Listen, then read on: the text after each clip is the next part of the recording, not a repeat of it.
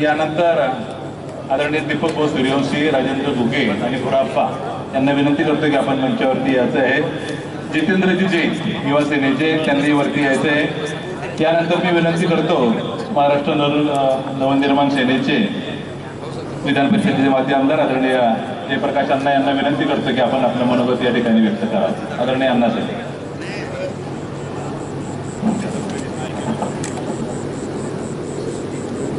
महाराष्ट्राची कुलस्वामिनी आई तुळजाभवानी, युग पुरुष शरणसम्राट छत्रपती शिवाजी महाराज, भारतीय घटनेचे शिल्पकार डॉक्टर बाबासाहेब आंबेडकर, स्त्री शिक्षणाच्या पुरस्कर्त्या सावित्रीदेवी फुले,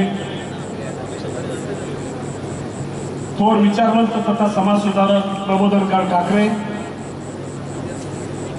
स्वातंत्र्यवीर सावरकर या सर्व विभूतींच्या पवित्र स्मृतीला विनम्र अभिवादन करून जळगाव लोकसभा मतदारसंघातील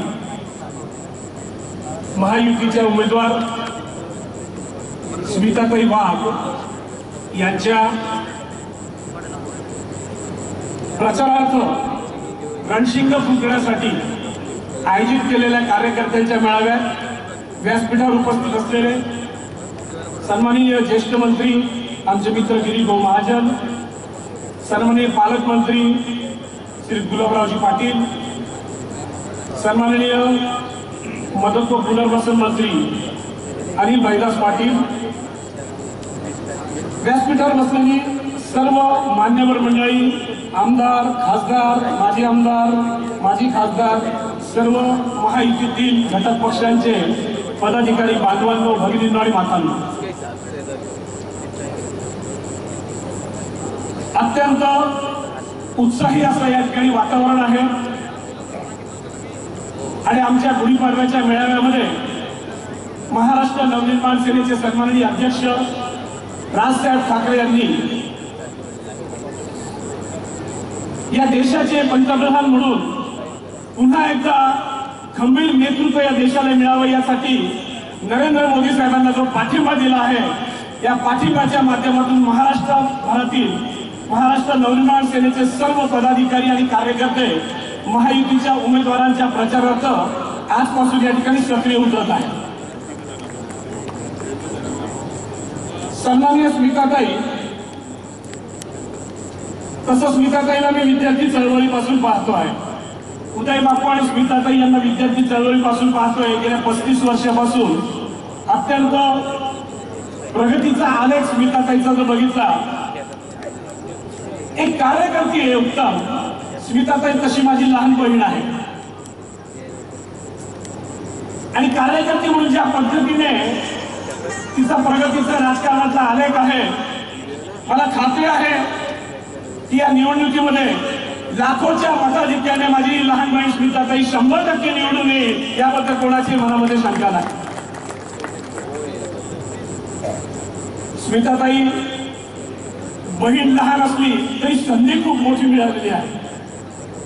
या जळगाव जिल्ह्याचं जळगाव लोकसभा मतदारसंघाचं प्रतिनिधित्व लोकसभेमध्ये करण्याची संधी स्मिताताईला मिळणार आहे आणि म्हणून त्या दिवशी गुढीपाडव्याच्या मेळाव्यात जसं राजसाहेबांनी मोदी साहेबांना पाठिंबा देताना सांगितलं की हा देश सर्वात तरुण देश आहे, जगातला सर्वात तरुण देश कोणता असेल तर तो भारत आहे आणि तरुणांच्या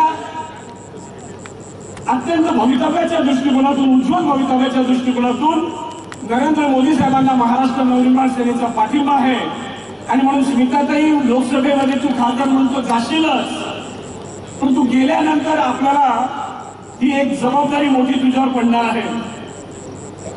या जळगाव जिल्ह्यातला देखील तरुण जो आहे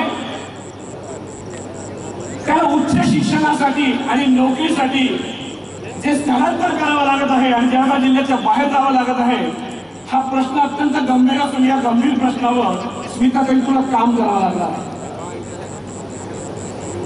कारण जळगाव जिल्ह्यातल्या या तरुणांची जरा चिंता वाटते। आपल्याला जळगाव जिल्ह्यातल्या शिक्षण संस्था, शैक्षणिक वातावरण हे उत्तमरित्या करण्यासाठी देखील आपण सगळे मिळून, मंत्री महोदय आणि भावी खासदार म्हणून स्मिताताई, आपण सगळेजण हातात हात घालून एक काम करूया आणि जे तरुण शिक्षण पूर्ण होऊन देखील नोकरीसाठी आणि पोटा पाण्यासाठी ज्यांना बाहेर जावं लागतं त्यांची चिंता करण्यासाठी आपल्याला या ठिकाणी आवर्जून मोठे उद्योग आणावे लागतील आणि मोठे उद्योग आणून इथल्या तरुणाला इथेच त्याचं पोट कसं भरेल यासाठी आपण सगळे मिळून काम करूया. गिरीश भाऊ गुलाबराव अत्यंत खूप चांगलं काम करीत आहेत मंत्री महोदय म्हणून. गिरीश भाऊंचे जो सगळ्या राजकारणाचा आलेख आहे, गिरीश भाऊ पहिल्यांदा ग्रामपंचायत सदस्य आणि सरपंच म्हणून निवडून आले होते तेव्हापासून त्यांचं कार्यकर्तृत्व आम्ही बघत आहोत. अत्यंत निष्ठेने, खरं म्हणजे हा निष्ठावंतांचा मेळावा जो म्हटला, सगळे निष्ठावंत या ठिकाणी जमा झालेले आहेत. म्हणजे मी 35 वर्षापासून राज ठाकरे साहेबांबरोबर काम करतो आहे. गिरीश भाऊ गेल्या 35 वर्षापासून भारतीय जनता पक्षाबरोबर काम करत आहेत आणि म्हणून हा निष्ठावंतांचा निर्धार आहे, निष्ठावंतांचा हा मेळावा आहे.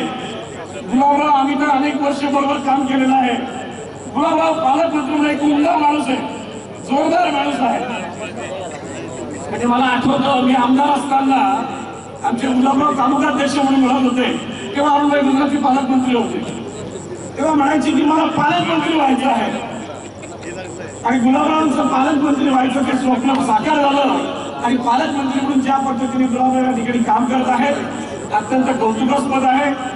तिघ मंत्र्यांना, स्मिताताईला, सर्वांना या ठिकाणी मी जळगाव जिल्ह्याच्या विकासाच्या दृष्टिकोनातून लोकसभेची निवडणूक झाल्यानंतर, स्मिताताई खासदार झाल्यानंतर आपण सर्वजण आवर्जून एक दिलाने या जळगाव जिल्ह्याच्या विकासासाठी आणि तरुणांच्या पोटापाण्याच्या प्रश्नासाठी एक दिलाने काम करावं अशा पद्धतीने आजच्या स्मिताताईला शुभेच्छा देतो आणि माझे 2 शब्द संपवतो. जय हिंद, जय महाराष्ट्र.